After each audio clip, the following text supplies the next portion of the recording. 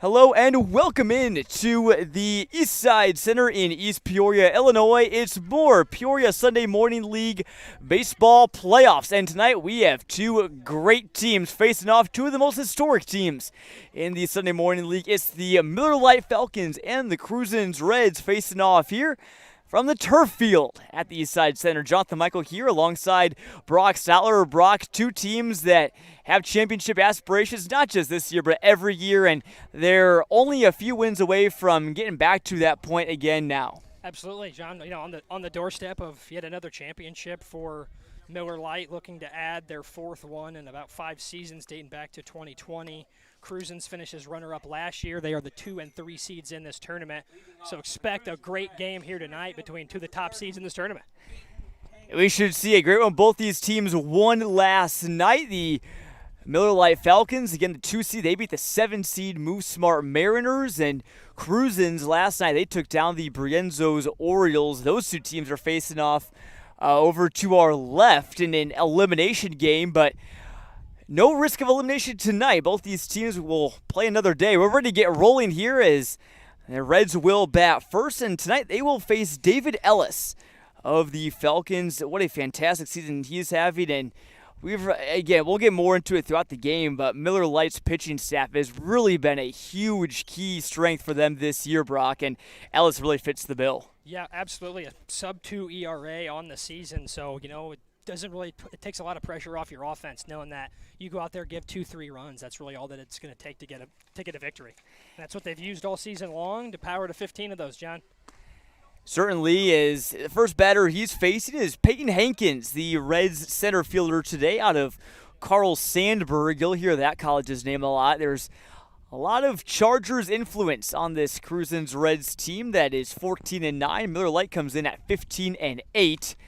That one is fouled back and away, so we'll do it all here again. Beautiful night for some baseball. We were here last night, Brock, for the Tin Lizard Titans and the Coles Diamond Gallery Royals. Given the start time of that game was an hour earlier than this, but weather is really a lot better, a lot less humid tonight. It's still warm, obviously, but a good night here for baseball and decent amount of fans here as well. That's what the summer months are for, John. Getting out late, going to the ballpark, enjoying some good baseball. We get the pleasure of doing that tonight. And it's always a treat when the Falcons and the Reds face off, and it's led off by a walk from Hankins. So a rare free pass given up by David Ellis coming into this game. He had a ratio of start to walk, 64 Ks, 5 walks. That's insane. It's almost 13-1, but Hankins shows great plate discipline there. Travis Grant's up now for the Reds here, John. Great beard on this guy. He does have a great beard. I remember seeing that earlier in the season. Grant, a bit of a veteran of sorts of the Sunday Morning League. He's also having a solid season, hitting .241 with 2 doubles and 5 RBIs. Fouls that one off, so Ellis will be ahead in the count 0-1. Ellis's 64 strikeouts coming into today were second most among everyone in the league. Number 1 in the league was his teammate, Clay McConkey. So the Falcons certainly have the pitching depth to go deep in the playoffs. I believe McConkey threw last night, so he'll get some time off. It's good to have that number 2 option in the pen, especially in the playoffs when all those games come in rapid succession just one day after another. I mean, that's kind of these playoffs are kind of a grind. You got games on Sunday, Monday. You may be playing Tuesday. You're likely to play on Wednesday, even potentially Thursday as well. So that's a lot of baseball in 1 week, especially for your pitching staff. Certainly really tests the depth of your team, and these two teams have shown that they've got some good depth and are able to use that number 2, that so-called number 2 starter, and think of them as the second number 1 starter, really. It really is the case, kind of the 1A and 1B. Grant just lifted a fly ball that went foul and went far enough, though. It went on the road that the cars drive on as they drive up the hill here at the Eastside Center. Thankfully, it didn't hit a red pickup truck that was driving over there, but 0-2. Hankins at first. He's got some speed, and he is running. The throw bounces, and Hankins is in there safely. Grant, by the way, that was a ball, so I'll try and get back ahead in the count. Good throw there by the catcher, Krutke, too. If it doesn't have the hop there, they might have a chance at that play at second, but nice jump there by Hankins getting in scoring position. A throw from Ethan Krutke, the Falcons backstop, bounced in the turf a little bit, and usually when it does bounce, you're not going to throw the runner out, but if you throw a strike like that, then you will get the batter out. As Ellis there fans Travis Grant swinging, and so the first out has been recorded. Now is Jack Kuethi for the Reds. Relatively limited action this season. He's in the DH spot tonight. After this pitch, we'll give you the rest of the Reds lineup. We'll hear from Ellis. Nice breaking ball against Kuethi to swing and miss. Rest of the starting nine for Crusens. Jason Clark, the third baseman's on deck. He's in the cleanup spot. Followed by Reed Stuffelbeam batting fifth and playing first. Then Logan Van Hookland, the catcher. And the bottom three are Jace Wilkerson in right field, Caden Spencer at second, and Noah Funk at short. As Ellis comes in with another strike. A nice couple pitch sequence here by Ellis after Hankins gets in scoring position, strikes out Grant, and then gets up 0-2 here on Kuethi. Be a big second out here for Ellis. Don't want to give up runs early. We saw yesterday is swing and a miss there. Ellis puts Kuethi away with a high heat.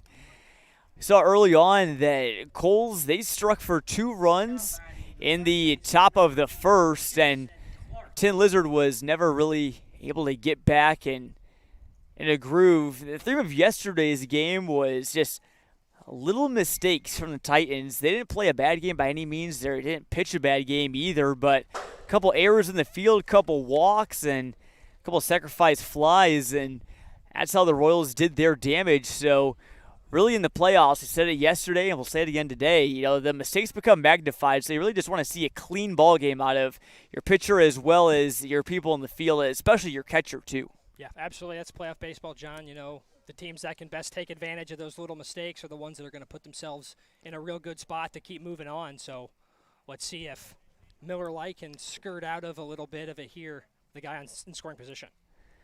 Miller Lite, a team that's very experienced, doesn't quite maybe change as much year to year as some other teams. Obviously, there's some good young blood in there. Obviously, Krutke, the catcher, is part of it.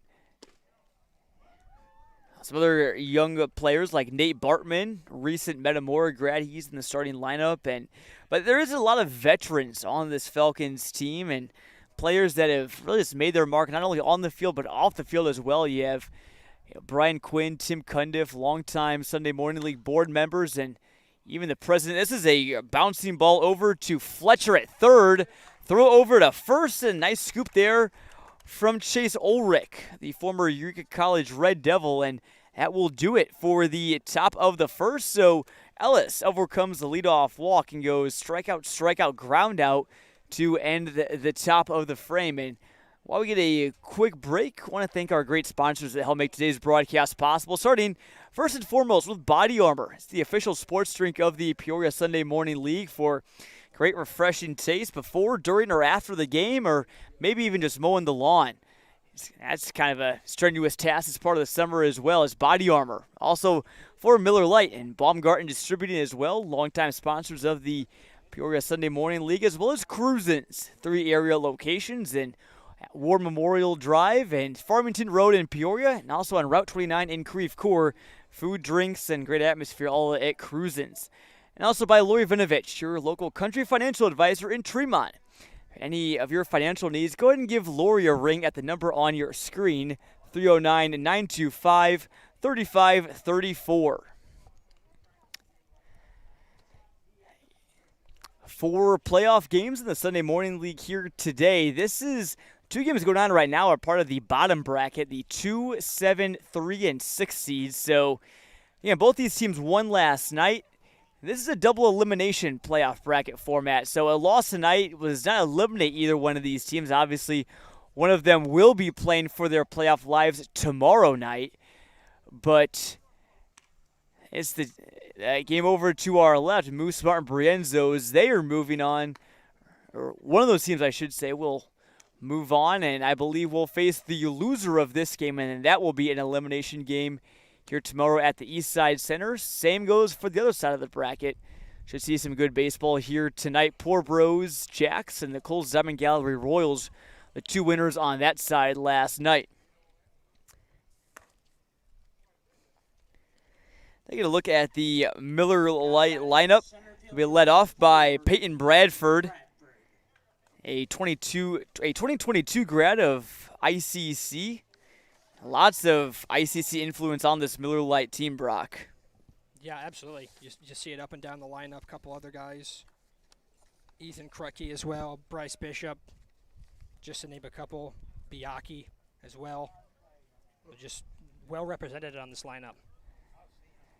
And again, when you have that junior college talent right in your backyard, might as well find a way to use it. And I think that's been part of the reason why Miller Lite's been so successful is Bradford looks at a strike from Hunter Thornton. Talking about ICC players, he's one himself, so maybe these two have faced off against each other before. Thornton comes in with a 4-1 record, a 2.30 ERA, and in 21 and a third innings pitch, he's got 21 strikeouts and 7 walks. So overall, pretty good numbers from him.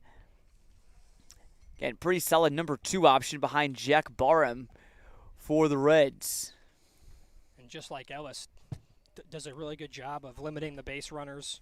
In 21 of the third innings, like you mentioned, John, just 7 walks, so is not going to put you on with a free pass. So we saw Ellis kind of break that. Yeah, we in the first kind inning, of so. Yeah, it was. I was about to bring up his crazy strikeout to walk ratio, and then he did it. So thankfully, the broadcaster's jinxing strike there. This one is chopped over to short, and a nice play there by Noah Funk over to Stuffle Beam at first. We were talking about Funk before this game, Brock, and maybe offensively he's got some pretty solid stats. Nothing really jumps out, but some other categories, he's among the league leaders and really a nice ball player that Crusens has over there at short. Yeah, absolutely. Tied for first in triples and stolen bases as well. So just a speed threat, flashes the leather there at short, makes a nice play. And not always about how many home runs or how many RBIs you have, even though Funk's got 9 RBIs this season, which is not too shabby considering this is a 22-game season. Campbell pops this one up on the infield, and this will be given a long look by Caden Spencer and brought down quickly for out number 2. Look at the rest of the Miller Lite lineup. It'll be Justin Fletcher coming up here, followed by Cam Scott, the cleanup batter. Luke Ketchum, big number 99, batting 5th and playing left. And followed out by Ethan Sosnowski, Chase Ulrich, Ethan Krutke, and Nate Bartman. And lots of East Peoria and ICC players on this Falcons team. Fletcher, though, is a Northern Illinois Husky, and he goes first pitch swinging. This is going to be a tough play to make. Who's got it? The right fielder does. Great catch from Wilkerson. Jace Wilkerson, tough play there. Makes it look easy on the slide. Gets the pants a little dirty. Makes a nice little catch there to end the inning. I may have maybe the remnants of some turf pellets in there, but no grass stains on this turf field recently put in here by the Eastside Center, part of a couple renovations they've done lately. Keep it with the times. You see lots more high schools and sports complexes going that turf route. Just even though it is an investment, it's obviously not cheap to put in turf fields like this, but the return that you get on it, the more usage and the less upkeep you have to do, really does pay off. So I think there's going to be more fields, including our usual setup spot, Dave Rogers Field here in the Eastside Center, that is going to be moved to turf here in the next year or two. On a day like today, though, maybe these players wish maybe they were playing on grass, especially with how hot that turf gets. Yeah, I've never really played on turf, especially in weather like this. I just can't imagine that it does a good job of keeping the heat away. Last year, right around this time last year, I was doing a story on there were 3 area football teams that recently put in turf fields. IVC, Peoria High. Well, I should say Peoria Stadium. It's used by Peoria High and Manual as well as Richwoods at times, and also Metamora as well. But they all are putting in new turf fields, and there's obviously things that they put in each field to kind of help keep it cool a little bit. Peoria Stadium, though, was really interesting. They put wood chips in there to say it kind of helped absorb moisture and also keep it cooler. The trade-off, though, was it's a little bit rougher around the edges. I will say that as Reed Stuffelbeam digs in, looks at a strike. Interesting note here for the Reds, Brock. Their big slugger, Frank Kelch, who leads, tied for the league lead in home runs, also hitting 279 as well, not in the lineup today. So I'm not sure if he is it a case if he couldn't make it or if he was hurt, but that's a big hole in the Crusens lineup tonight that players like Clark, Stuffelbeam, and Kuethi, the 3, 4, 5 hitters, are going to have to try and fill. Yeah, absolutely. Couch the league, MVP of the league last year, so certainly a big bat to be missing from a lineup in a playoff game. So, yeah, just like you said, the onus is on the other guys in the lineup to kind of step up and drive in some runs tonight. Yeah, we saw last night as here comes the 2-2 to Stuffelbeam that it's less about making sure you want to make sure you get guys on, but once you do, you want to make sure that you move them over. That one pops straight up and out of play onto the other field. We saw yesterday Tin Lizard in the 5th, 6th, and 7th innings. They were trailing by a few runs, and they did a good job of getting a leadoff runner on. That's how the rallies start. The problem was, though, they couldn't really move them around the bases, and I don't think any of those runners ever reached third. Stuffelbeam, though, faces a tough fastball there from Ellis, who's got 3 strikeouts already. Now batting the catcher, number 38, Logan Van Hookland. And really, since that leadoff walk, Ellis has shut the door, given up the weak contact on the ground out, and then the 3 punch out. So has really locked in and settled back in after that leadoff walk. It kind of has that feel of a game that there might not be that much score in this one. It's kind of an excuse me swing there from Hookland, grounded right to the first baseman, Ulrich. That's about as easy of a put out as it gets. We've seen Crusens kind of be aggressive early in these at-bats. Kind of first pitch swinging here. Ellis probably doesn't mind, says, hey, that keeps my pitch count down. And that was a pretty good play there by Ulrich, too. Didn't just let it go down the line to see if it went foul. Just grabbed it and stepped on first immediately, got the out. Didn't want to chance it, just staying fair there. As kind of charged it there, and a good decision on his part. Breaking ball down the middle to Jace Wilkerson, who's hitting 239 this year. He's got 3 doubles and 9 RBIs. Another Carl Sandberg Charger by way of East Peoria. So a lot of East Peoria Raiders that played on this very same field as Wilkerson goes onto a knee after swinging there. Looks to be all right.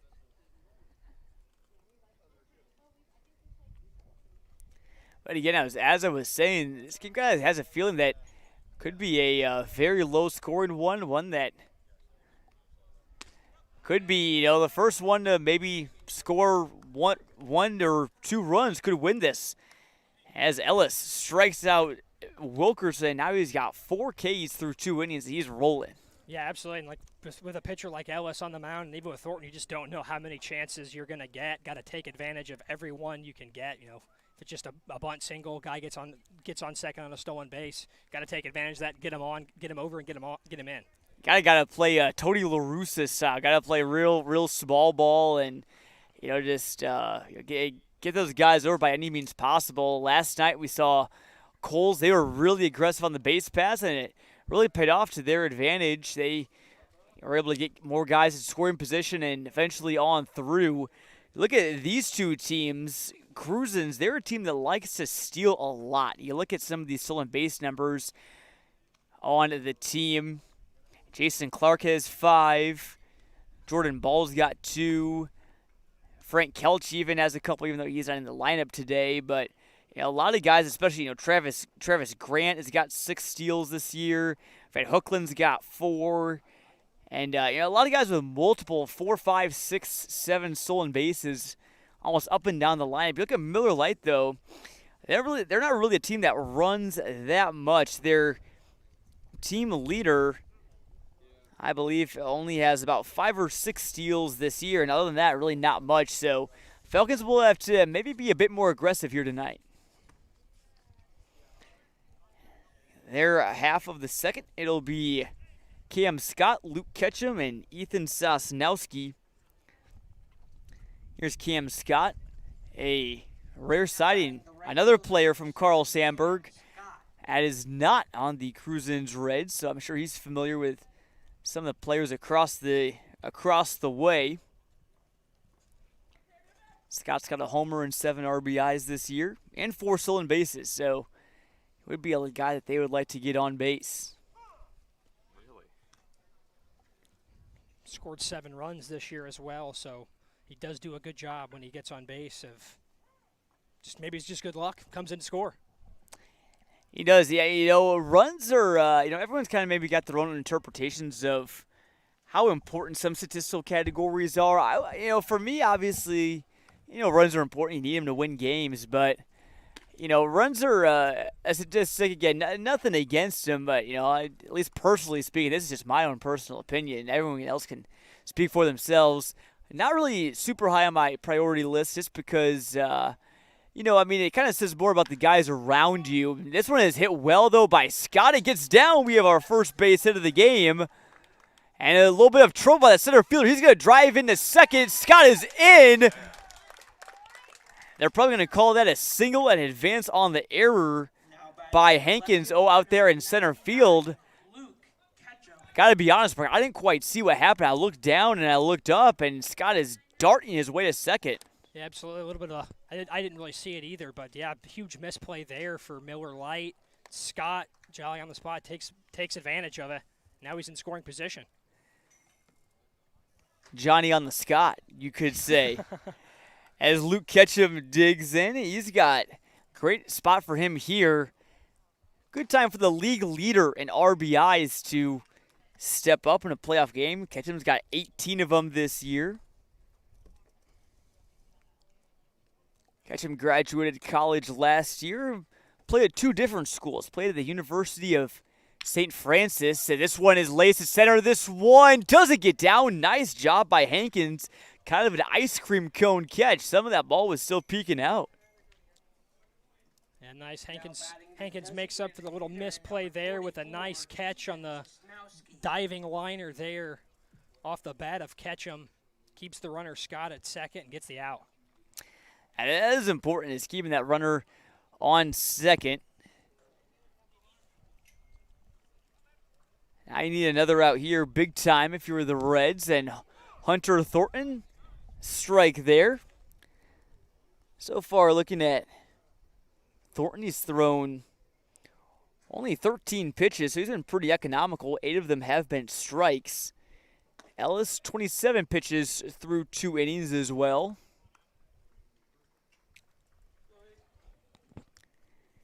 Sosnowski, a rising junior at Augustana College up near the Quad Cities. In 256 this Sunday morning league season. This one is popped straight up. Will it stay in play? It looks like it might. And right in front of us, the catch is made by Logan Van Hookland. Yeah, nice play there by Van Hookland. Ditches the mask, battle in the sun. Looks up, able to make a catch kind of behind his head there. Odd angle, but squeezes the mitt. Makes a nice catch. I didn't have a ton of room, but that was about as textbook as it gets in terms of feeling those pop-ups. Never easy for any backstop. Here's the first baseman, Ulrich. Product of Eureka College. Hit 264 with 6 home runs in 2 years there. This Sunday morning league season hasn't been quite as kind in terms of batting average, but he's got a great eye. He's got 8 strikeouts to 13 walks. Although can't catch up to that one there from Thornton. Took a big hack at that one. Eyes got wide. That one middle of the plate guy in scoring position. Comes up empty.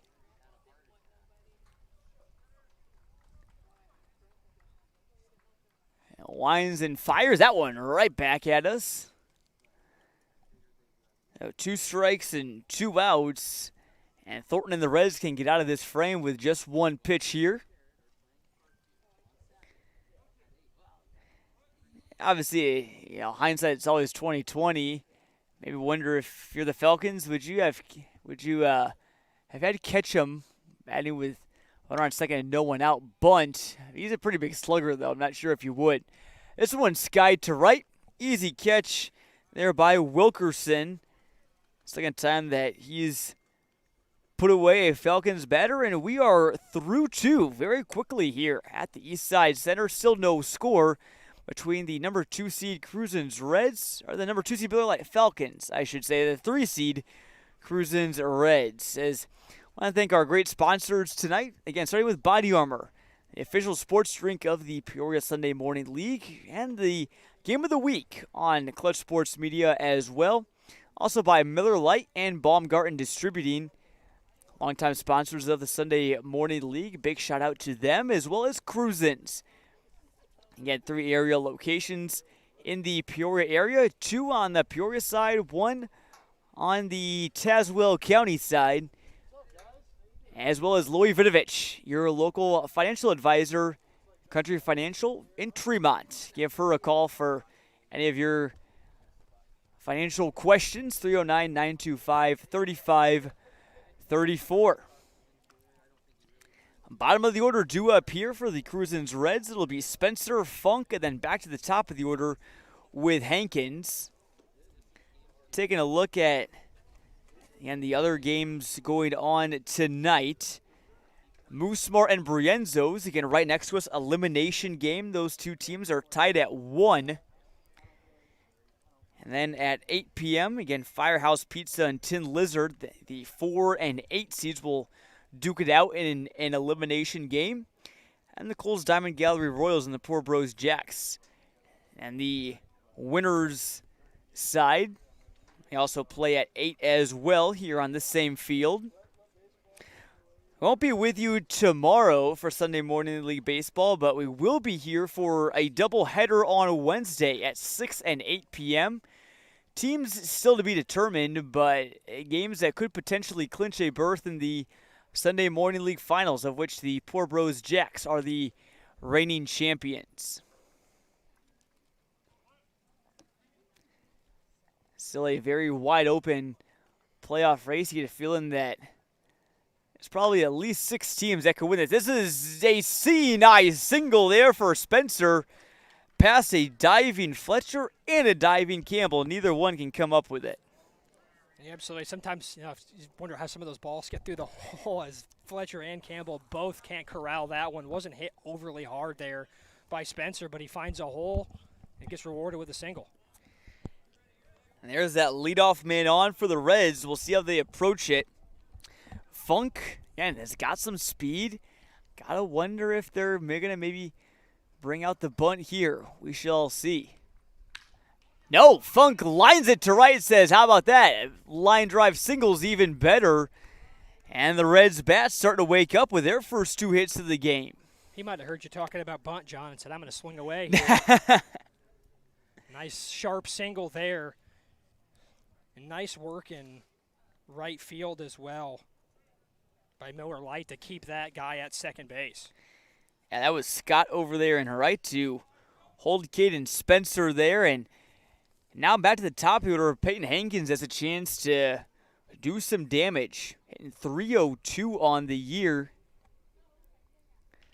He's a guy that does hit for a pretty high clip. Hit .320 in his sophomore year at Carl Sandburg and had a .946 OPS. 5 homers, 27 RBIs. So Hankins is quite the skilled ball player, the left-hander, and the former Knoxville Blue Bullet.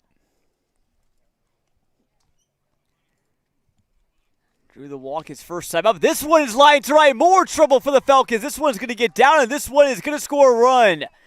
Spencer is getting the signal. He slides in, and it's a run-scoring single for Peyton Hankins. 3 in a row, and the Reds strike first. beautiful pieces of hitting from Crusens. Not only good singles, but well-placed balls as well. Yeah, absolutely. That one right down the line there. From this angle, thought it was going to be foul, but just sneaks inside that foul line there, drops for a base hit. Nice RBI there for Hankins. And Crusens is really in business now, first and third. Still nobody out. That's a big key. Throw back to first to keep Hankins honest, and he dives back. I wonder maybe in the Crusens dugout, again, first 2 innings, really not much going for him, but maybe those first 7 batters kind of were talking to Spencer, Funk, and Hankins, all the other guys, and maybe saying what they saw from David Ellis and maybe using those tips to their advantage, because now it seems like out of nowhere the Reds are hitting like they're not facing one of the best pitchers in the entire league in David Ellis. Yeah, they always say, you worry about the pitcher turning over a lineup the 3rd time through the order. Well, tonight it's been the 2nd time through the order here that Crusens has jumped on Ellis for 3 singles here. Is looking to add on. Here's Grant, who struck out his first time up.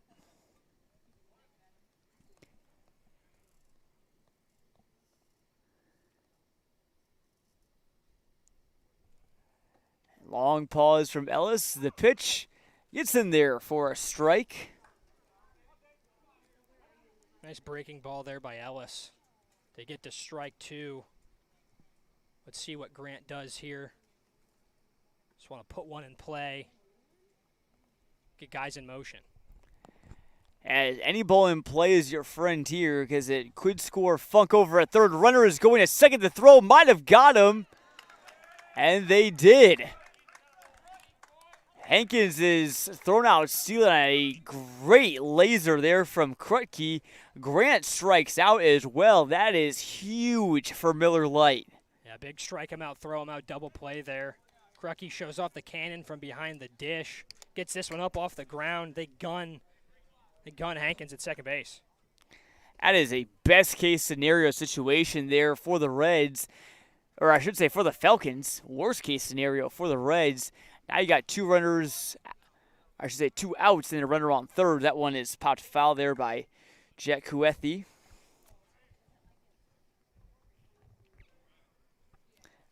Looked like what could have been a potential big inning for the Reds is now you may only come away with 1.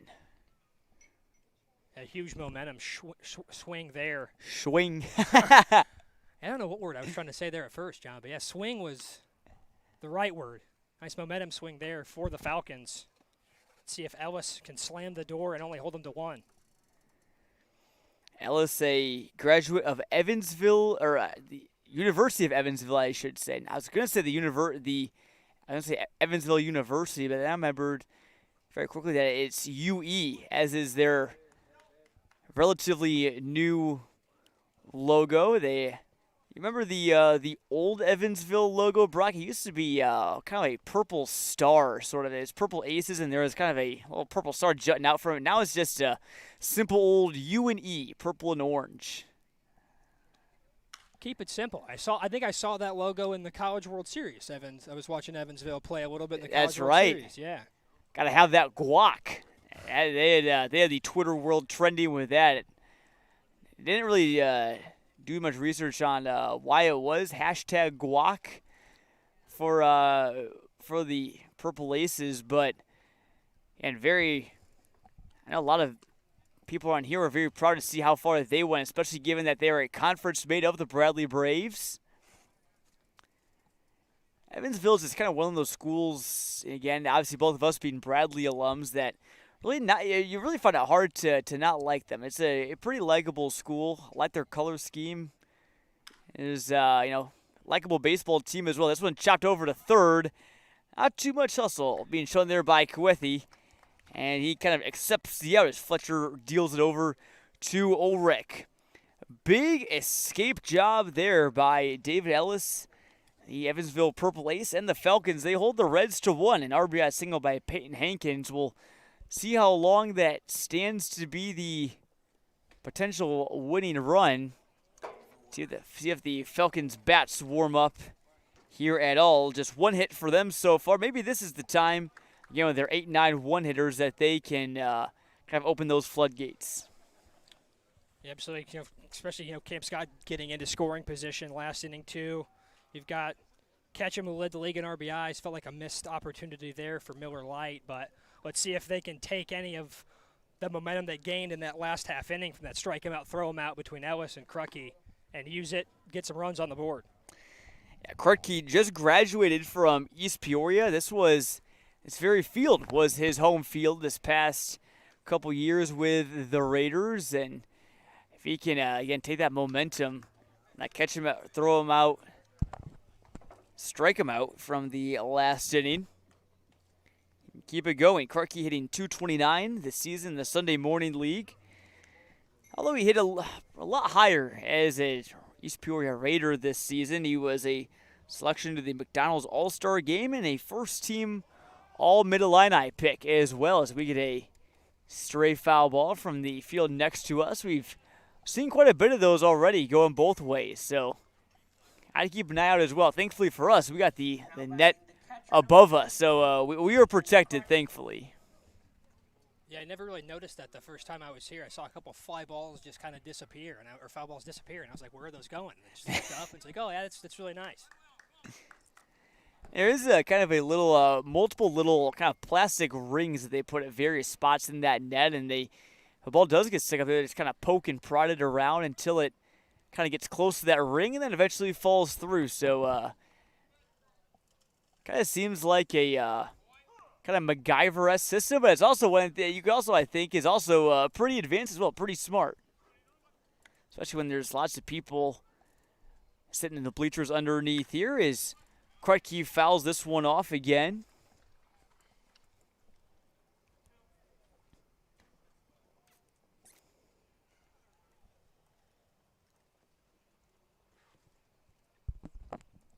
Thornton shakes off his catcher, Van Hookland. Fires it in. That one also fouled off, too. So now Krutke is behind in the count. Might have took a little piece out of himself there on that foul ball. Shook the leg out a little bit. So 1-2. We'll see what Thornton gives him here. If he tries to give him something to chase or something that maybe just catches the outside corner. Krutke can put a big swing into it. This one, though, is chopped over to third. Clark over across the diamond, and Krutke is retired. Pretty good hustle, though, there shown by the catcher, but too good of a throw there from Jason Clark. As now we'll get our first look at Nate Bartman, the former Metamora Redbird and current ICC Cougar. Yeah, just shout out Krutke on the hustle there. That made that a much closer throw than I anticipated that to be when we hit it out of the bat. But hustling down the line and made Clark think about that. That one is bunted and popped straight up. Nearly came down and hit our field microphone there. It's used to give you the authentic sounds of the game and hopefully not pick up too many profanities, although we haven't heard any today, at least by my knowledge. Martman hitting 186 this season. Didn't play a ton at ICC this past year, but using the Sunday Morning League to kind of get some more at-bats, some more exposure, show what he can do. Martman was and at Metamora, not only did he play baseball, he also played football as well. He's a starting member of their secondary, but he strikes out here. Another victim, I should say, the first victim of Thornton today. The way he's been pitching, it seemed like I thought he had at least another strikeout, but alas, he did not. That is his first one of the game. First time through the order with hardly any damage. Yeah, he was kind of just on a roll there, putting people down. I didn't even really, just felt like he had multiple strikeouts, honestly. I agree. We're back to the top of the order now, and Peyton Bradford. Interesting fact about Bradford, and again, he's been a leadoff hitter for Falcons most of the year, but he does not have any RBIs this season. Doesn't look like he'll get one here. A little bit of a high throw from Funk, but still brought in by Stufflebeam, and Bradford gets his second 6-3 put out of the game, and we are on to the top of the fourth. here at the Eastside Center. Great game underway between the Crusens Reds and the Miller Lite Falcons. In case you're just tuning in, not much happened in the first 2 innings, and then Crusens strung together 3 singles to start the top of the third. Peyton Hankins drove in Caden Spencer for the lone run of the game, and really haven't been many base runners for each team so far. We'll see if the Reds can start similarly hot with Clark, Stuffelbeam, and Van Hookland here in this one. Score update from across the way between Move Smart and Brienzo's. Still deadlocked at 1. That game in the bottom of the 3rd inning, but Brienzo's is threatening with runners on 2nd and 3rd and 1 out. What a turnaround for that Orioles team, Brienzo's, that is, this year. They were an expansion team last year, went 3-19, has had all sorts of trouble in their first year. But this year they went 11-11. They were only 1 game behind the 4th position.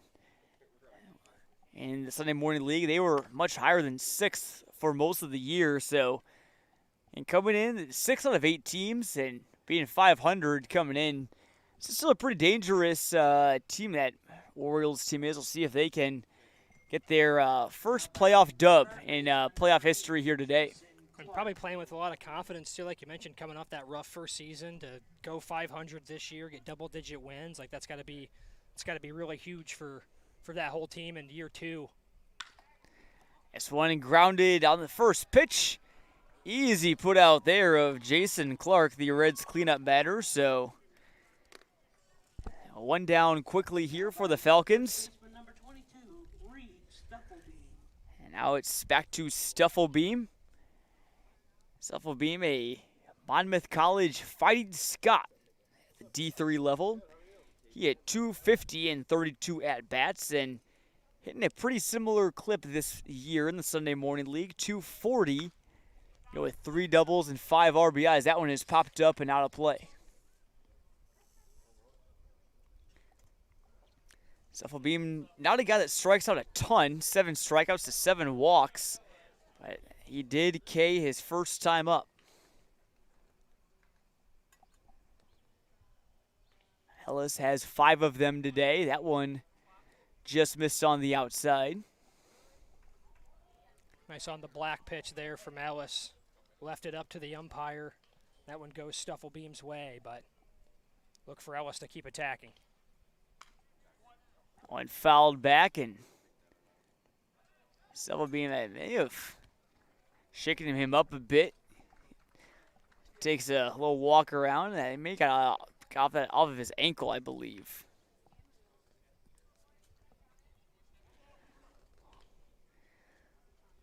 Before Stuffelbeam was at Monmouth, he was an alum of Galesburg High School, so going with Carl Sandberg being in Galesburg as well. That's kind of, if you're west of Peoria and I-74, and you want to find that team to root for, you're trying to figure out, okay, maybe, who should I root for in the Sunday Morning League? Well, if you're from Galesburg, around that area, or anywhere west of Peoria, Crusens, lots of players from around there, so that's your team. If you're maybe an East Peoria or big ICC fan, then maybe Miller Lite is your team as well. Maybe fits in the ICC, the color scheme too, yellow and blue. Nice AB here from Stuffelbeam as well. Battled these last 2 pitches, taking some tough ones in the outside part of the zone. Just fouled them off and leaves that one alone. Nice eye there. I'll make it 2-2. Ellis at, I believe, 46 pitches, if I'm not mistaken. Here's number 47. That one is a ball as well. And Stuffelbeam has a walk. So after only allowing 5 walks all season in 44 innings, he's allowed 2 here in the first 3 1/3 here tonight. Again, certainly not bad by any means, but just a bit more than his, again, crazy strikeout to walk ratio during the regular season as Van Hookland steps up. popped up. This one may get a play. It might stay in. It goes out, though. Scott gave that a good run. So thought he was going to take a tumble into that fence there, stopped himself at a play. But, yeah, nice hustle there by Scott. We've seen lots of great plays in the field this year. Just about every game. This is the 6th Sunday Morning League game of the season we've done. There has been at least one standout defensive play in just about every one that we've seen so far today. You can add Wilkerson's tonight to that list of highlights as well. Yeah, great catch from Wilkerson, and I believe Hankins also had a nice catch in center, that kind of ice cream cone catch as well, right after he had that error, so nice job rebounding by him. Van Hookland, 0-2. Beam, not much of a stolen base threat at first.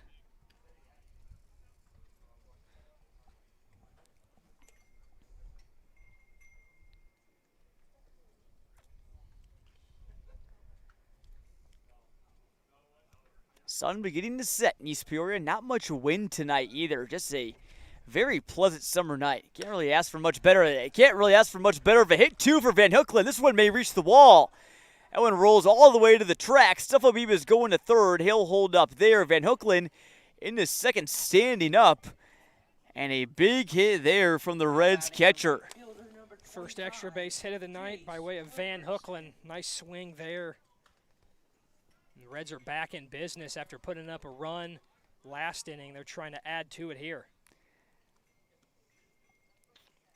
Now second and third with one out, and you can make the case, Brock, that, again, going back to last inning, second and third with one out, I think probably a lot more dangerous than runners on the corners and no outs, which they had last inning. Certainly, and I mean, just the evidence, they were trying to get to second and third with no outs with that stolen base, so just so much more valuable to not have to worry about trying to take an extra base. See how Ellis approaches this AB with Wilkerson. That's when it's chopped weakly. Wilkerson is going to be a tough throw. Nice job by Ellis fielding his position, and both runners hold. Again, best case scenario there for the Falcons. Yeah, soft contact back to the pitcher there by Wilkerson. Ellis came way off the mound for that one. Did a really nice job setting his feet. Nice accurate throw to the first baseman. Ulrich, big second out there for the Falcons. And it's a lot harder than it looks. Again, the throwing a first motion, maybe a little bit different than your normal pitching motion. So that's what can give pitchers some bugaboos every once in a while, but not David Ellis as Caden Spencer comes up, trying to build off of his single back from the last inning. Looks at a strike high and in the zone there. I would have liked to see Wilkerson maybe be a bit more patient at bat, knowing that, again, you have runners on second and third with one out. And maybe Ellis would have pitched around him, could have loaded the bases, maybe try and get that double play. Especially with the way the Reds have been swinging it the last couple innings, too. They're doing a really good job of seeing Ellis well, making him work, seeing pitches. You saw Stufflebeam's walk. Van Hookland's double was hard hit. He's given up some solid contact tonight, so you maybe would have liked to have seen him, like you said, John, be just a little bit more selective, take a couple more pitches. See what Spencer does here with his red bat. Gotta say, that looks really sharp. Swing and a miss there, and now he's quickly got 2 strikes, 1-2.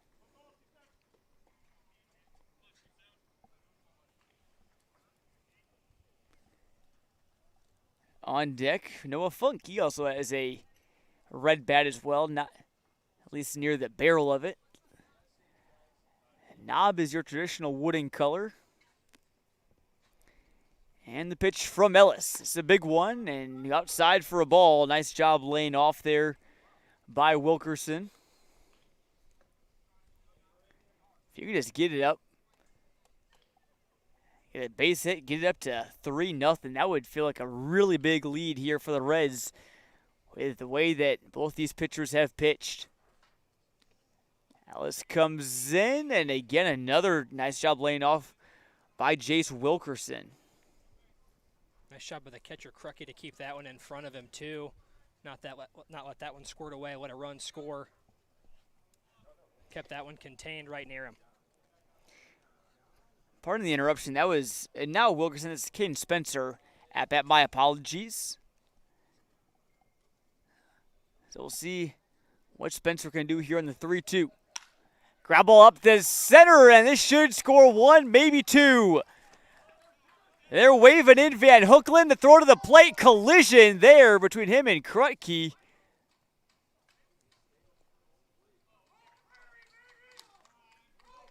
Hopefully both players are all right. But a big single there from Spencer. Both runs score. And just like that, the Reds have tripled their lead. Yeah, scary collision at home there as well. Third run comes in. Good hustle rounding the bases there from Van Hookland, the catcher, motoring down the line.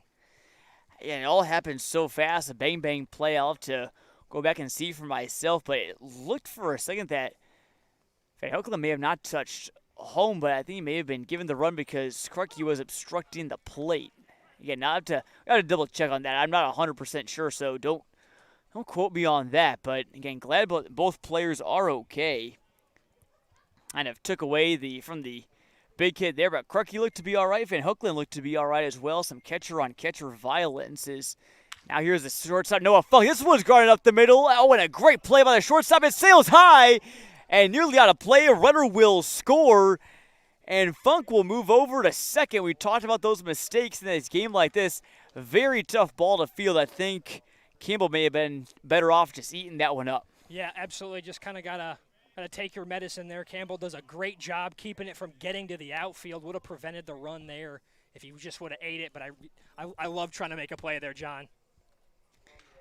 And you really want to get out of that inning. That's obviously just, the natural instinct is obviously, throw it to first, get the guy out, especially with two down. But, the momentum kind of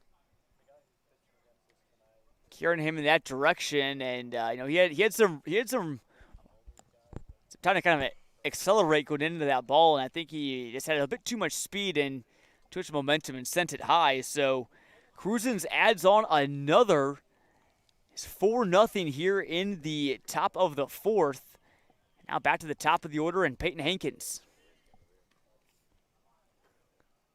A guy in Hankins that's been on base twice already as well, including driving in the first run. So Ellis is going to have to keep locked in here and try and keep another run from getting added to the scoreboard. Hankins fouls that one off, and if you're Ellis in the Falcons, you just want to get out of the inning. 4-0 is very manageable deficit, especially only around the halfway point of the game. But you don't want to make that mountain too steep to climb, especially once you get into the 6th and 7th innings.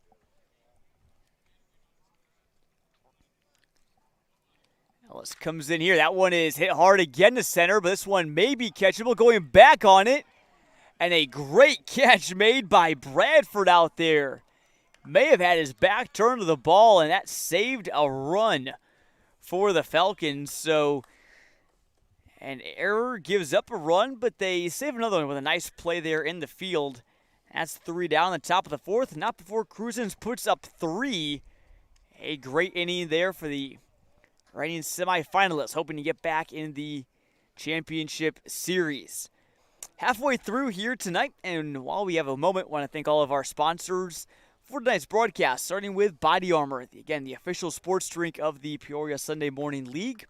Great taste and great refreshing hydration is BodyArmor, as well as Miller Lite and Baumgarten Distributing. Can certainly fill your hydration needs as well, and maybe, who knows, you can order a Miller Lite at Crusens, 3 area locations here in Peoria. On War Memorial, Farmington Road, and Route 29 down in Creve Coeur. Great food and great drinks. You can also catch the game at Crusens as well. And also, last but not least, Lori Vinovich, Country Financial Advisor in Tremont, Illinois. Give her a call for any of your financial advice that you may need. These two teams face each other in the playoffs last year, and Miller Lite fell to Crusens the first time. So, again, these two teams faced out in the semifinals last year. I believe Miller Lite won. And Crusens came back, beat them in the semifinals. Then with both teams having one loss, they played in a winner-take-all game in the semifinals to advance to the championship series. And now it's probably hard to envision without a bracket in front of you, but essentially Miller Lite won one matchup, and Crusens came back, won their consolation game, faced Miller Lite again, beat them. And Miller Lite again won that winner-take-all game and then advanced to the finals before they lost to the Poor Bros Jacks. So we'll see if Crusens can maybe feel like this is their year. Thornton deals a strike right down the Broadway to Noah Campbell.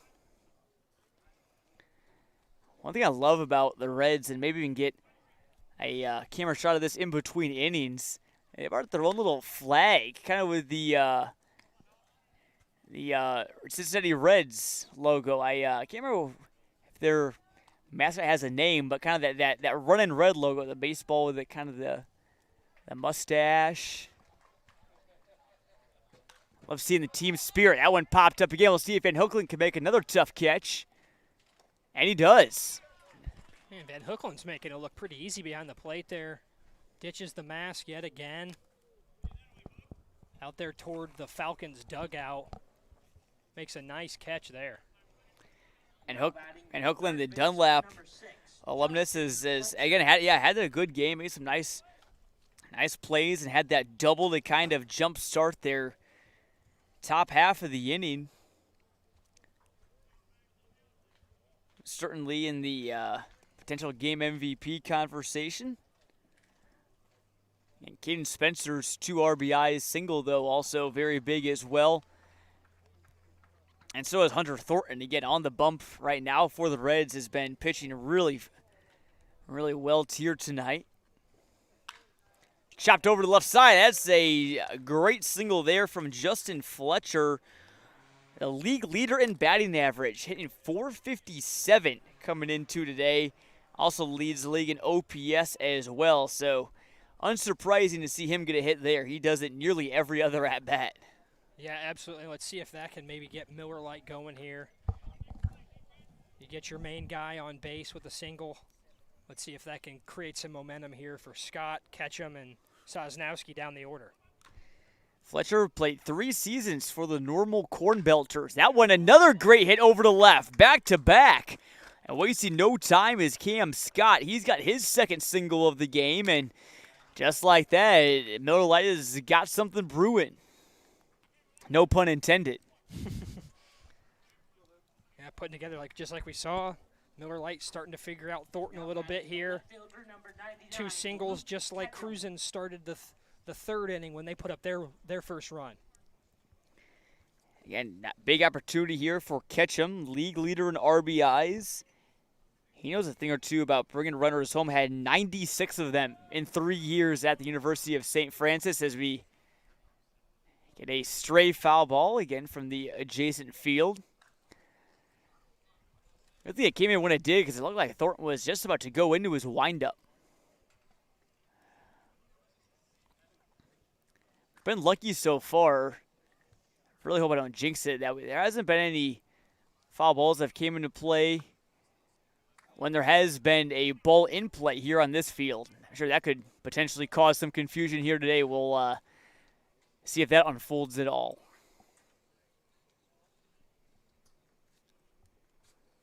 Thornton gives a look over to Fletcher at second. This one flown over to right. Wilkerson going back, but it makes the catch. And the runner, Fletcher, will retreat to second. So no sacrifice there. Would have been nice if you're the Falcons if he did tag up to third, but got a little bit too big of a jump and had to retreat. Yeah, I think Fletcher might have thought that one was hit a little bit harder, had more of a chance to get out than it did. Yeah, he was about halfway to third base when Wilkerson made that catch, had to scamper back to second. Here comes Sosnowski. 2 doubles and 10 RBIs on the year.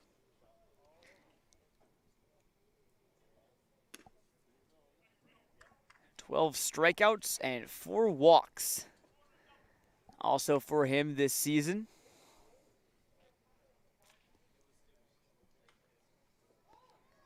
This is the most trouble that Thornton has been in today. First time that he's allowed 2 base runners. This one, though, popped up, wasted a pitch right down the middle, and is put away by the center fielder Hankins. And the threat officially extinguished for the Reds. 2 runners reached, but 2 consecutive flyouts, and we move on to the 5th, and the Reds are sitting pretty for the moment. They lead 4-0 here from the Eastside Center in East Peoria. Again, I want to thank all of our great crew here tonight, showing up on, again, a hot summer's day, although it's turned into a great evening now. I'm Jonathan Michael. Next to me in the broadcast booth, Brock Sattler, our producer tonight, Owen Cook, and Elsa Olmstead behind the camera as well. I want to thank all of them for coming out and helping you show tonight's action. And I'm glad that you as well at home or wherever you are with us. It's a beautiful evening here in Central Illinois. Hard to believe it's already the start of August. The high school season's going to be starting up soon. And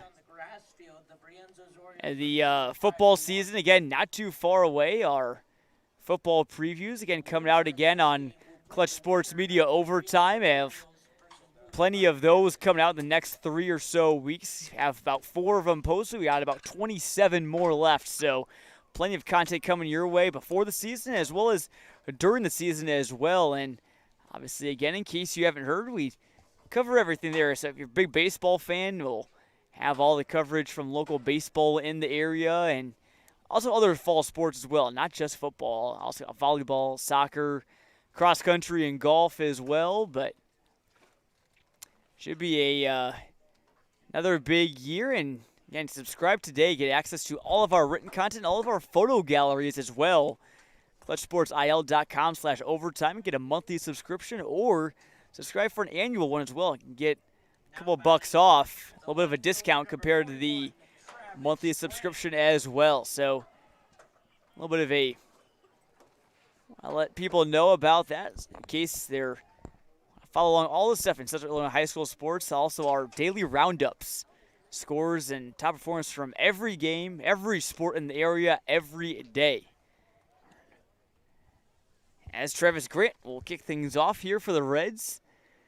We're at number 41, relatively unique number. Don't see too many players wearing that. Maybe it has some significance to Travis Grant.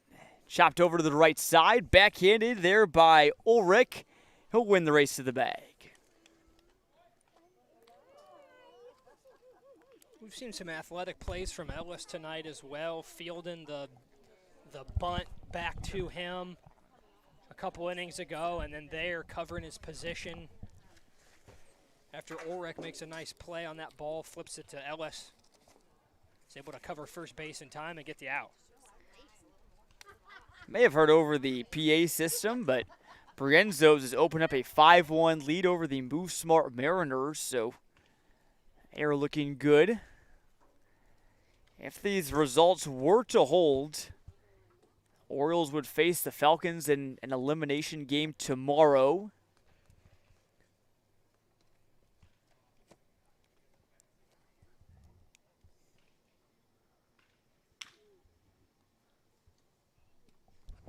That one is chopped foul there by Keithy.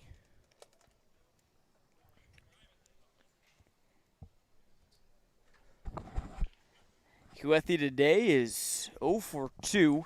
Struck out in the first and grounded out to third to end the third. Again, didn't see a ton of plate appearances during the season, but he is a fill-in today for, again, Frank Kilch. The Reds' big slugger, again, reigning league MVP, hitting .279 this season with 3 homers and 16 RBIs. Another great breaking ball from Ellis, a curve that just sunk in there. Count him up. That is now 6 strikeouts for Ellis here tonight. overall, he's pitched pretty well. This has just been a couple stretches where he's given up some hard-hit balls. Had the 3 straight singles in the third, and the walk, the double, and the single, and the error back in the fourth. Other than that, though, in stretches, he's been really good. That one fouled straight back there by Jason Clark. And I mean, really every other time except for last inning in the fourth that he's allowed guys on base, he's done a really good job of locking back in, limiting the damage, but it just shows you how good of an inning Crusens had last inning. Really just locked in, swinging the bat really well. Certainly the case. Clark is number 9 this season in league batting average, hitting .347. Has 1 round tripper to show for it, plus 8 RBIs. Nice job there by Krutke, framing that pitch just a bit. And the count's all even at 2-2. Stufflebeam on deck. That one curves inside, nearly grazed Clark. Had to dodge back out of the way of that one.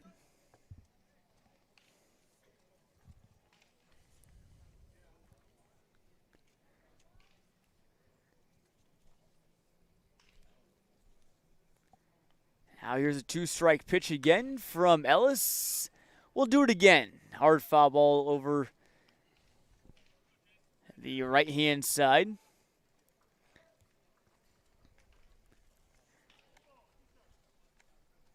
2-2 again. Nobody on base. Ellis trying to retire his 4th straight batter. That one rides inside and hits Clark. Grunts in pain a little bit, but he'll shake it off and go down to first. Pitch looks really a lot like that one that he just barely avoided earlier. Yeah, say 2 way inside there on Clark. Able to get out of the way of one, not able to get out of the one on the second. Takes a painful walk to first base. Hey, get on base the hard way. You'll take it anyway. So with 2 outs, now here's Stufflebeam. Is where you really don't want to extend the inning if you're the Falcons, especially after that hit by pitch. And that one nearly an extra base hit down the line, but goes foul. Stufflebeam ready to swing it there. First pitch he got, he was ready. Almost kept that one fair inside the first base line. That one could have scored Clark if it was fair. That ball was an absolute rocket. Outside, low and away. And not a strike, though, according to the home plate umpire. And Van Hookland on deck. And again, the way he's been swinging the bat, don't want to see him if you are Ellis and the Falcons. Do it for them the next inning. It'll be Ulrich, Krutke, and Bartman. The bottom of the order. So Miller Lite, again, facing a 4-0 deficit. They may only have one more time through their top and heart of the order, so they really got to make sure that they try and make it count. Good news for them is, as we talked about earlier, big swing and miss there from Stufflebeam. He goes to his knees, and Ellis has strikeout number 7 today. Advantage, though, for the Falcons, maybe it could be their 3rd time facing Thornton, which, again, it's a lot different than seeing him for the first time. Yeah, certainly. And that's the old adage in baseball. You always worry about how your starter can turn over an order when they see him for the 3rd time. So let's see what Miller Lite can do here. Running out of time to put some runs on the board. And again, in case you're just tuning in, today is not an elimination game, so these teams do have a loss to work with, so to say, in this double elimination bracket. But really, if you can win your first 2, that really puts you in a good position, because then you just have to win one of your next 2 to get to the championship series. And if you win the next one, you win 3 in a row, then you're in. You don't have to worry about being eliminated before that. The championship series for the Sunday Morning League will be on Sunday, Monday, and Tuesday down at Dozer Park. Tuesday's game will be if necessary. It's a best-of-3 series. Falcons, the reigning league runner-ups. Again, as you mentioned at the top of the broadcast, Brock, they were, before last year, reigning three-peaters. They won in 2022, 2021, and 2020 as well. So it is pretty familiar seeing them in that spot. We're really even more impressive they can make it 5 years in a row. Again, all under the leadership of manager Lance Herdlicha. You just saw him there. Maybe darting across your screen. We were number 2. He still plays a little bit, too, for the Falcons. He's got some at-bats this season and been a contributor.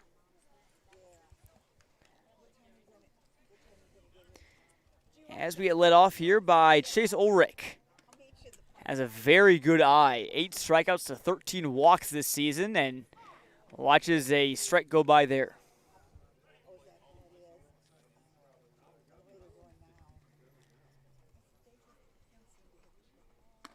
Another swing and a miss there. Ulrich maybe being a bit more aggressive than his typical patient self, knowing his team is down by a handful of runs here in the bottom of the 5th. Thornton gives him one high. This one is popped up, and chasing in is Hankins, making the play out there in center. One thing I've noticed tonight, Brock, is Miller Lite is just not quite getting those hard-hit balls as much as Crusens is. Yeah, I mean, Miller Lite's done a good job of elevating the ball when they've hit it off the bat. It's just a lot of just weaker fly balls that aren't able to drop, don't have enough velocity or speed on them to go anywhere. So just not quite hitting the sweet spot of the bat. On some, I mean, they've had some really good swings too. I mean, catch them hit one to the wall. If it hits that couple inches down on the bat, that could get out. So just really, just missing by a couple inches every time. And you mentioned about elevating the ball. Yeah, it's a good observation. The Falcons have had 9 outs tonight that have been either pop-outs or fly-outs. So not many ground balls for that one. Going straight back at the press box. Yeah, they've been getting them in the air. It's just been not really hard contact. And kind of see it when the ball leaves the bat. Kind of got some spin on it. Not quite getting the heart of the barrel. This one, though, is a grounder. Fielded by Funk, and it's high! And Krucki will move over to second. Stufflebeam chases it down, and he doesn't really have a chance to get Krucki, so both shortstops tonight now have an error. Nice there by Krucki. Saw that ball was overthrown, wastes no time, rounds first, gets to second base. Gets Miller Lite a chance here with the man in scoring position. Falcons really going to want to take advantage of something sooner or later. Don't have to get all of them back now, but you can make a dent in it. That would certainly help, as here's a pinch hitter, Colin Deering, for the Falcons. Out of Illinois College. 2019, he was an all-conference pick there for the Blue Boys down in Jacksonville. Hitting .244 this season with 6 RBIs. Looks at a ball inside there. How about this, Brock? Deering this season, talk about players that have a good eye. Falcons have a couple of them, but Deering, 13 walks, only 3 strikeouts all season long. That one is chopped left side, and we'll say fair. Barehanded throw and made by Jason Clark. Jason Clark, what a play there. Matching Wilkerson from earlier in the game with a web gem of his own. Barehands the chopper down the third base line with an absolute strike to Stufflebeam at first to get Deering. Fantastic play. It looked like that ball may have been going foul. Deering, or I should say, Clark decides not to chance it. Charges it and throws him out. Fantastic job over at third base, fielding the hot corner. Out to the top of the order, and Bradford, again, we mentioned, hasn't had an RBI this season. Maybe this is the time he can get one. He's hitting 255, so it's not like he's having a bad year. Just hasn't been in that position, hitting the top of the order where he's been able to bring one in.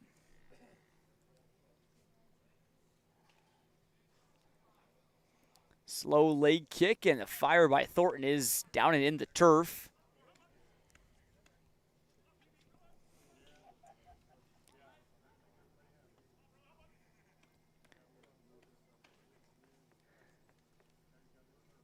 Crusens last night, they beat Brienzo's 5-2, in case you were wondering. This one grounded over to third. Another nice dig there from Clark. Fires it over. Beats a hustling Bradford. 5-3 the putout, and Miller Lite through 5 innings still has no runs to show for it here at the Eastside Center in East Peoria. 2 innings left to go, and Reds are looking good so far. Again, as we get into the later innings, you wonder, do you keep throwing Thornton? Do you maybe go to your bullpen and try and save Thornton a bit? Brock, what would you do? Again, he's pitching great, but be mindful again. He could have some other games coming later this week to try and save him. I mean, I think it's important to get one here. Don't want to risk going to the bullpen, potentially, letting Miller Lite get back into this game, and then risk, extending it to where you have to burn through more of your pitching staff. I think if it ain't broke, don't fix it. Thornton's pitched a gem so far. I think you let him finish what he started. I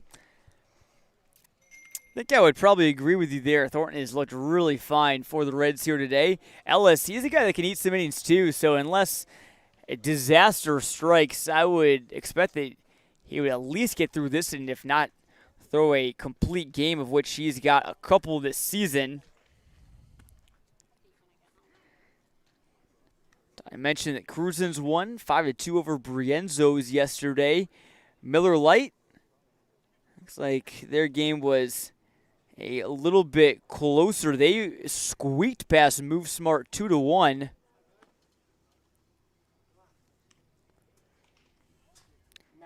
I'll verify this, but I believe that their ace, Clay McConkey, threw yesterday, who I believe, again, when we were on a call for a Miller Lite Falcons game earlier this season, I believe we did see McConkey pitch, and boy, try to get anything against him is just almost impossible. And I think Miller Lite actually lost that game we went to as well, I think. It was a close loss. This one is hammered by Van Hookland. His dugout loves it. It's over the fence.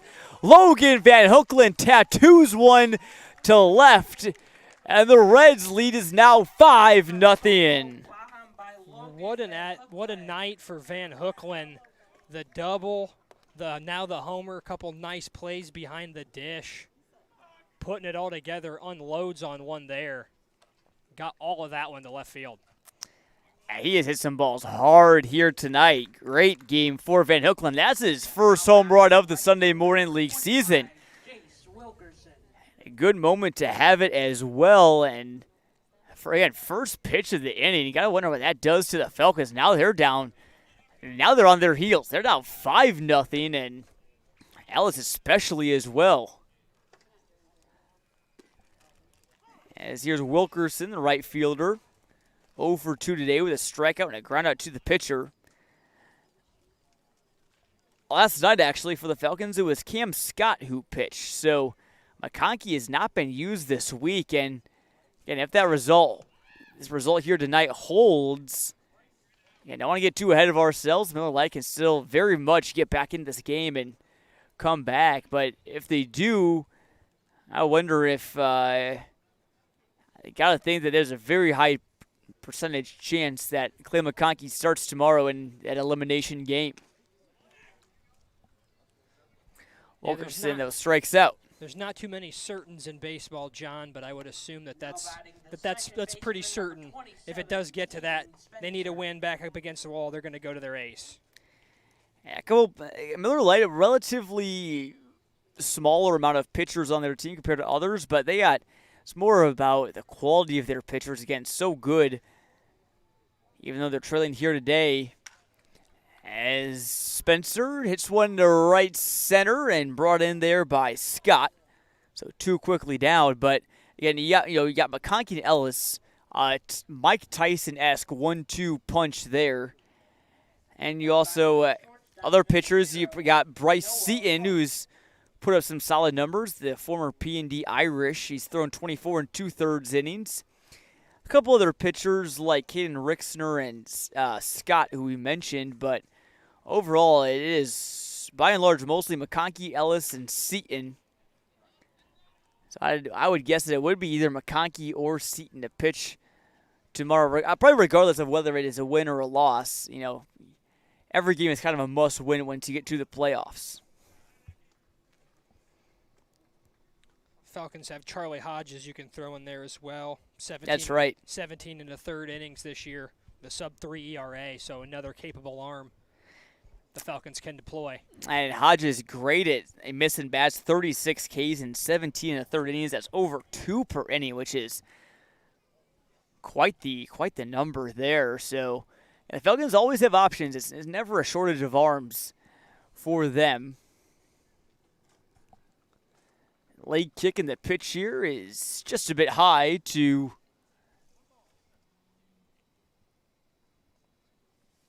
Noah Funk. Yeah, it's no Funk. Yep, I had to make sure. I saw the 0 for a moment. It looked like a 6. Want to make sure that was not Trent Jordan. It is indeed Funk, who's booking it down the line, but he's not going to beat the throw from Bartman. So Ellis does a fantastic job of rebounding out that slow home run. Relatively painless 1-2-3 after that. Yeah, absolutely. I know after getting ambushed by Van Hookland, first pitch of the inning, he does a nice job slamming the door. Wilkerson, Spencer Funk, 1-2-3. 5-0 though. Miller Lite bats got to wake up.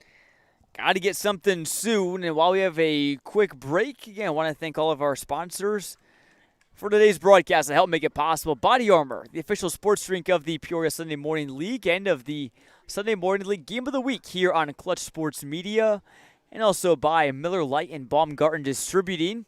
I want to thank them for their support, not just of the Falcons, but of the league as a whole. And also by Crusens for good food and drinks. Good pizza and wings, too, over at all 3 of the Crusens locations here around Peoria, and by Lori Vinovich, Country Financial Advisor in Tremont Turk Country, 309-925-3534. That's the number you want to call if you want to talk to Lori. She's probably out of the office right now, I would guess, but maybe tomorrow if you want to talk to her about any of your financial needs.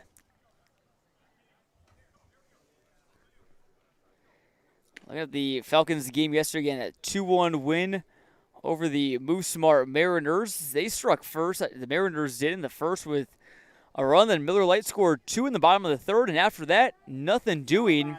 Scott and David Smith, a relief pitcher, combined to throw a one-hitter against the Mariners. So maybe down. Okay, you talk about this Miller Lite pitching staff. They've given up 5 runs here today. Why are they so great? Well, that's part of the reason why they throw 2 pitchers that weren't their aces and still threw a one-hitter last night. Yeah, really just some remarkable numbers when you look at the stat sheet. You look at the pitching leaders in this league, you see a lot of Miller Lite Falcons littered throughout that list. And a lot of different categories as well. I think that's what's more impressive. Not just ERA, strikeouts, it's multiple different categories. Exactly. Wins, least amount of walks. You never want to be leading the league in walks, but you want to be leading it in the least amount of walks. That's the key differentiator there. Campbell, who is 0 for 2, looks at a strike. These teams faced off pretty recently, just over a week ago on July 28th. Crusens won it 6-5. They were led 5-1 at one point. That one gets down there from Campbell, so there's that leadoff base hit the Falcons so badly needed. But, this is why you can't cut out Miller Lite. Crusens led 5-1 heading into the top of the 6th. And then the Falcons scored 4 runs to tie it up at 5 before the Reds walked it off on a walk-off double from Reed Stufflebeam. Luke Ketchum had 3 RBIs in that game, all on a home run there for the Falcons. Frank Kelch went 3 for 4 with 2 RBIs for the Reds in that game. This one is hit well by Fletcher. Back deep to left near the wall, and the catch is made there by Grant. Nearly a bomb from Fletcher there. Yeah, he was kind of admiring his work there on that one. I thought that was going to get out. Nice catch up against the fence there by Grant. Just casually reaching up, making a nice play. Up comes Cam Scott, the cleanup hitter for the Falcons. He did play in that last game as the Reds went 1 for 4 with 2 runs. Might as well include that while we still have the box score pulled up. That one is low there from Thornton. Again, they did decide to keep in the game, and that might be the right decision. Looks like Ian Donaldson may be warming up, though, at least taking a stretch out there in the Reds bullpen. There is activity in the Falcons pen, although we cannot quite see who that is. Throw back to first. No tag down on Campbell.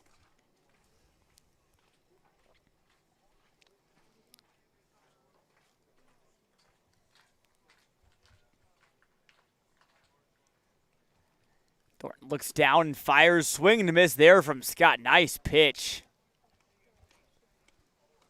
Helmet almost popped off on that one. Took a big hack at that pitch. Scott's got 1 homer on the year and trying to make it 2 on that swing. He's got 2 of the 4 Falcons hits on the night, too, so real nice evening for Cam Scott. And I believe, all of the Falcons hits have been singles. And Crusens had a double from Van Hookland and also that home run from Van Hookland as well. So he's been the undeniably the power bat for them tonight.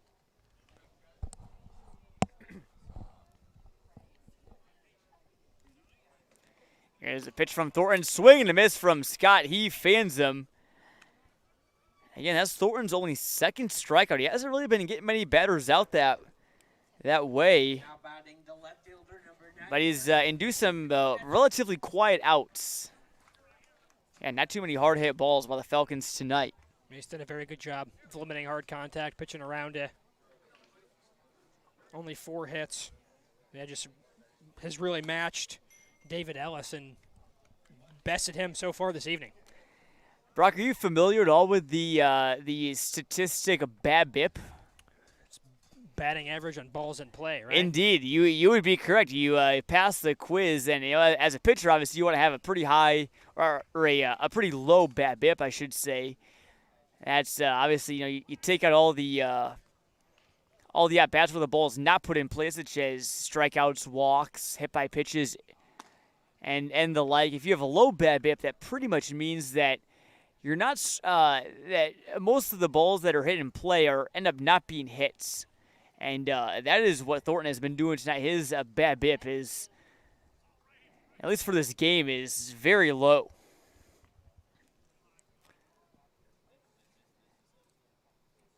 Okay, now conversely, if that one nearly hits Ketchum, if you're a pitcher that maybe strikes out a lot of batters but also gives up a lot of singles, for example, then you'd have a pretty high BABIP because you're in more outs on balls that are not employed. That's Campbell. He slides in safely. Nice piece of hitting there from Ketchum, and just like that, the Falcons may have something going. We'll see what they can do here with Sosnowski striding to the plate. Hitter number 44, Ethan Sosnowski. Nice swing there by Ketchum. Drops that one right in front of Wilkerson in right field. There's business now here for the Falcons with 2 outs. Trying to make a late rally. Can't have a ground ball in the infield here for the Falcons. Reds would love a double play, and they're set up about a double play depth right now. A little bit of a breaking ball there from Thornton.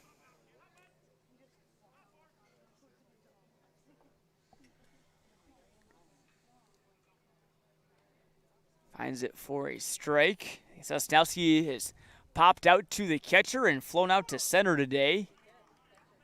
Another good pitch there from Thornton. There's been some ones that have just kind of tailed into the zone at the last second tonight.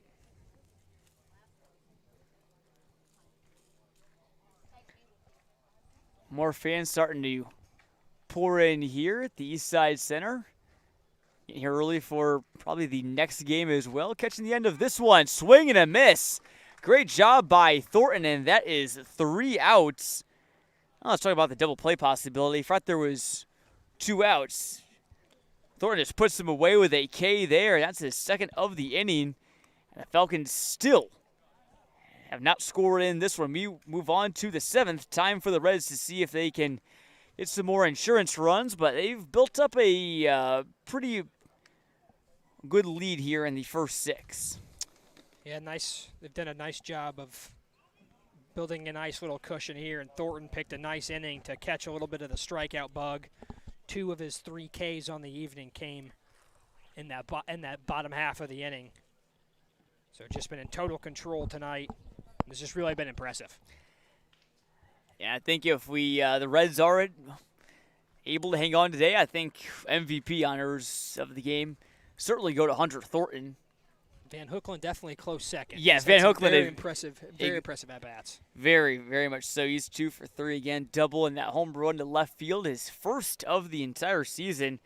Given what he's displayed tonight, it's almost hard to believe that was his first home run this year. So he's been a big addition to this Reds team. Again, another Carl Sandburg product. Say that home run celebration looked like something he'd practiced before. Definitely not his first trip around the bases. He had 4 home runs last year at the junior college level, so he's certainly got some pop in that bat. I mean, top of the order here for Crusens, Hankins, Grant, and Kuethi. Combined tonight, those 3 are 1 for 8. Hankins the lone hit of them, and it was the RBI single for the Reds' first run back in. Out on the mound too for Miller Lite as well. And I think the Falcons may know at this point that again the win seems less likely now. So they're gonna have to play an elimination game tomorrow. Why not just save as many pitchers as you can and just let Ellis finish the job. Again, he hasn't not pitched bad by any means here tonight. Just a couple bad stretches for him, and unfortunately for his team, it's allowed Crusens to jump ahead 5-0. But again, lots of strikeouts. He's throwing some good pitches. I'm sure maybe not up to his full potential. At least Ellis may tell you that tonight, but certainly a job well done. If this result again does stand, as would stand to be Ellis's first loss of the season. Maybe a bit of a Clutch Sports Media curse on Miller Lite, because again we saw we saw Clay McConkey when we saw the Falcons during the regular season, and I believe he took the loss in that game, and that was his only loss of the season. He finished 6-1, at least during the regular portion of the season. We'll see about the Falcons. They may want to avoid us throughout the week, as Hankins, nice piece of hitting there. Easy single over to left.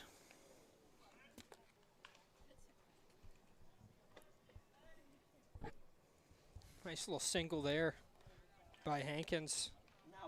Pitch away from him, slaps it right over the glove of the jumping shortstop, Campbell. Another hard-hit ball there by the Reds. Grant looking for his first hit tonight. He's 0 for 3. 12-year veteran in this league, Travis Grant is. All-star in the outfield last year. This one is hit out to center. And a can of corn there for Bradford.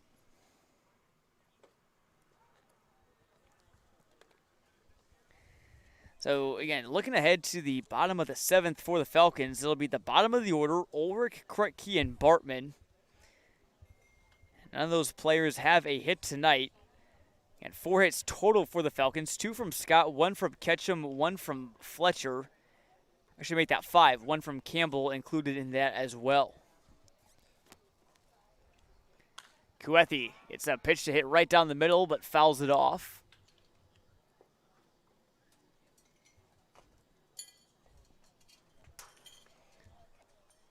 I'll give you a score update again between the elimination game between Move Smart and Brienzo's. Loser is unfortunately going home. Winner of this game will, I should say, winner of that game will face the loser of this game tomorrow. As you may have heard us say before, but I just want to make sure that our viewers who may just be tuning in were aware of the playoff circumstances, and it is Brienzo's ahead 8-1 right now. So looks like it could be Orioles and Falcons tomorrow here as Kuethi strikes out. Tough day for him. 0 for 4 at the plate with 3 strikeouts. Third baseman number 8, Jason Clark. So Clark's really had Grant, Kuethi, Stufflebeam, and Wilkerson's number 2 Ks apiece for each one of them, and Kuethi just added his 3rd there. So those guys having a tough time with Ellis tonight, but the rest of the lineup has picked them up. Yeah, that's a great observation. You know, Hankins is 2 for 3 with a walk, and Clark, who was up to bat here, was hit by a pitch, so he's technically 0 for 2. Stufflebeam 0 for 2 with a walk, but then again, Van Hookland 2 for 3 with a double and a homer. Spencer 2 singles and 2 RBIs. Noah Funk a single and reached on an error that ended up scoring a run. So the 1, 6, 8, and 9 hitters have sort of had their way with Ellis here tonight. Just like every coach pencils in when they put their 1, 6, 8, 9. Exactly. Yep. That's yeah. Totally. You put your best hitters there, but those are the guys that stepped up. Obviously, Hankins did his job, reaching base twice tonight. A 6-hole batter, can still be counted on for some power. And I think Van Hookland's certainly a guy that you easily could slot into that cleanup spot in your lineup. He just happened to bat 6, and sometimes you do want that, to have a good batter down those 6, 7, 8 holes, because you don't want to overload your lineup and have all your great batters hit 1 through 6, and then have your weaker batters all bat 7, 8, 9. So you kind of want to intersperse them a little bit, and I think for Crusens tonight, they were interspersed well enough where there was almost always a threat in every inning for them. Yeah, absolutely. And when they did get a chance, those guys in the bottom of the order that got on, middle of the order that got on, the guys behind them stepped up, drove them in, did a nice job of rewarding their teammates for getting on base, hustling, getting in scoring position. And for the Falcons, again, 4 of their 5 hits, all 5 of their hits have come from the 2 through 5 positions, but 6, 7, 8, 9, and 1 are on an 0 for so far tonight. Well, that will have to change again with their bottom 3 batters at Ulrich, Krutke, and potentially Deering, again, who had that pinch hit for Bartman last time up, due up in the bottom of the 7th. First, though, the 0-2 pitch here to Clark. Rudder going, chopped over to the left side. Nice grab there by Fletcher. And retired for out number 3. So Falcons will need a lot here in the bottom of the 7th if they want to avoid their first loss of the Sunday Morning League playoffs here in 2024. We'll see what they got. We'll also see if Thornton comes back onto the mound here. I would assume that he probably would, given the way he's pitched. Yeah, I would agree, John. Let him finish what he started. Talking about that a little earlier, I think, just lock this one up for sure. Get the win on this one. Don't chance anything. Go to the bullpen and risk 1 or 2 soft hits land in. Can really give Miller Lite some momentum in this last inning. And really, I the most important batter in this inning is going to be the leadoff one, and that is likely going to be Ulrich, depending on the pinch hitter. If you can get that first out, trying to score 5 runs before you get 2 outs against you is pretty tough, especially if you retire the first 2. Then you would almost need a miracle. But again, this Miller Lite team, again, very skilled. There's a reason that they come in as the number 2 seed in the Sunday Morning League playoffs. Again, 15-8 this year. If this result holds, though, then both teams would be even up at 15-9 apiece. And hearing about some of the battles these teams have had the last couple of years, I don't think Sunday morning baseball league fans would be that upset if these guys kept meeting up in the playoffs like this. Yeah, well, yeah, and that's a great point. There's a good chance that these two teams could face off again later in the playoffs. Obviously, again, if this result holds, Miller Lite looks like they would face Brienzos in an elimination game tomorrow. Then if they would win that one, Now batting the and first baseman, number 34, and they could face the Reds again. Obviously, you would need to beat the Reds. If they did have to face the Reds, they'd have to face them twice. Or they have to beat them twice, excuse me, in order to reach the playoffs. But all the battles between these two teams, I think these two squads know each other pretty well. As well as a treat when these two face off. These are kind of two squads that when you think of Sunday Morning League baseball, for most people, not everyone, these are kind of the first two squads that you think of. As Thornton deals a strike in there to Ulrich. Kartke is on deck, so no pinch hitters for either of the first two batters, and Ulrich is going to want that one back. He swung on one that was way up and in. Maybe wanting to be the hero a bit too much. 0-2, breaking ball, never broke, and comes in for ball one. Will be important again for the Falcons. Just not, get too ahead of yourself. You know you're down 5, but you don't need to swing for the fences every at bat. Ulrich again, swing bug, but came up empty. And there's that all-important first out for Crusens. Yeah, really a dream start there for Thornton and the Reds. 4 pitches, 1 out already. Bottom of the 7th. As here's Krutke, he's 0 for 1, reached on an error. Knocking at 6, nearly grazed by that pitch and grounded out to third. Back in the bottom of the 3rd. And it is Deering on deck. This one grounded left side, foul ball. Nice Would have been extra bases. I was about to say, nice swing there from Krutke. Couldn't quite keep it fair as he hammered that one down the third base line. Seen a couple of those. I think it was Sosnowski that had one for the Falcons as well that just crept foul, and that one was ticketed for the right field corner earlier. Yep. That one not too far off there either. No, yeah, and those are 2 hits at the end. You never want to play the shoulda, woulda, coulda game too much, but maybe an extra base hit there, and it's gonna be a tough play. Shortstop comes over. That's Noah Funk making the catch. We talked about him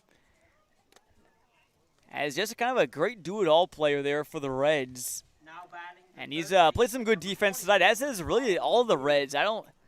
There's a one error here from Funk earlier, that errant throw, but other than that, it's been great defense all on the field. Some nice catches by Van Hookland behind the plate as well. And Wilkerson flashed the leather. Hankins has done it a couple times. Yeah, just a really good team game. Clark had that nice bare hand play at third. I would argue that was probably one of, I think, the best plays of the game, at least defensively. All on the shoulders now of Colin Deering. That one is hit foul. And leadoff batter Bradford on deck. He's got 3 ground outs today.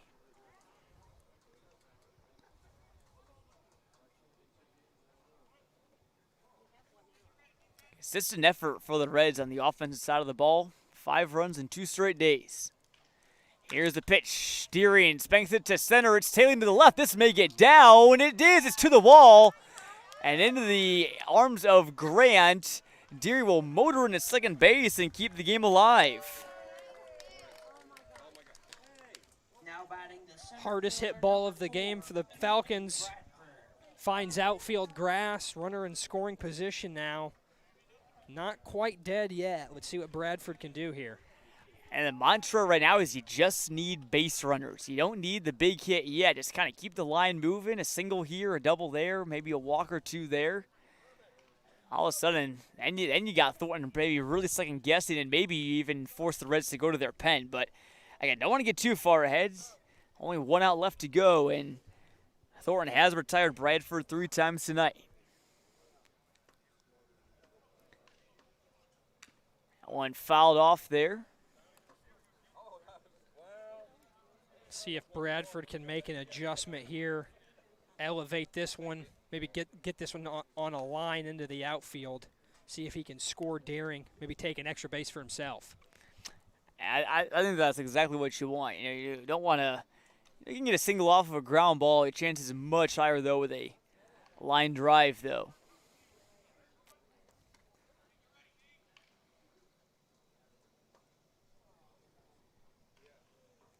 Thornton taking a long look into his catcher, Van Hookland. It's been a good battery tonight. That one bounces in the dirt. Great pick there from Van Hookland. Nothing's gotten by him, I believe, tonight, at least with runners on base. And he's always looking to throw, too. Throw behind runners. Saw it on first base a couple times.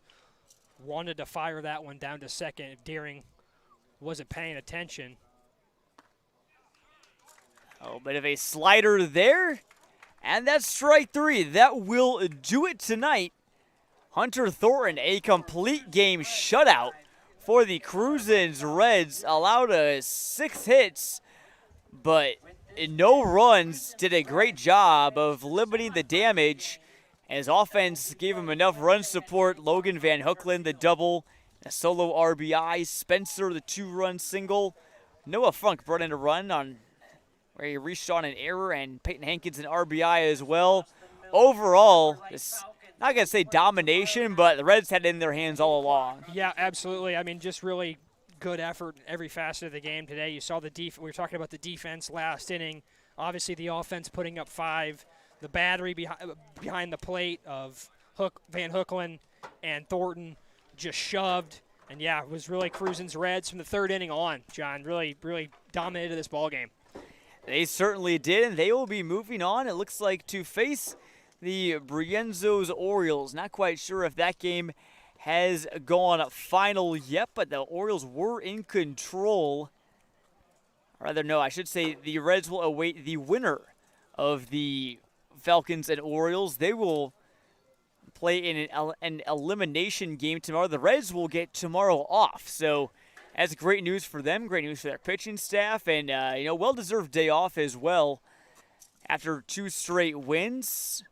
Orioles game has not gone final, but again, 8-1 in the bottom of the 6th looks like that will be the case. So, again, these two teams very well could face off again. I wouldn't bet against the Falcons in any game this postseason, so could be seeing these two teams face off again on Wednesday, potentially Thursday too, if needed. Yeah, absolutely. You wouldn't hear any complaints from me, John. But to see, best of luck to Miller Lite. Hopefully they can, keep winning, bounce back from this one. Same to Crusens.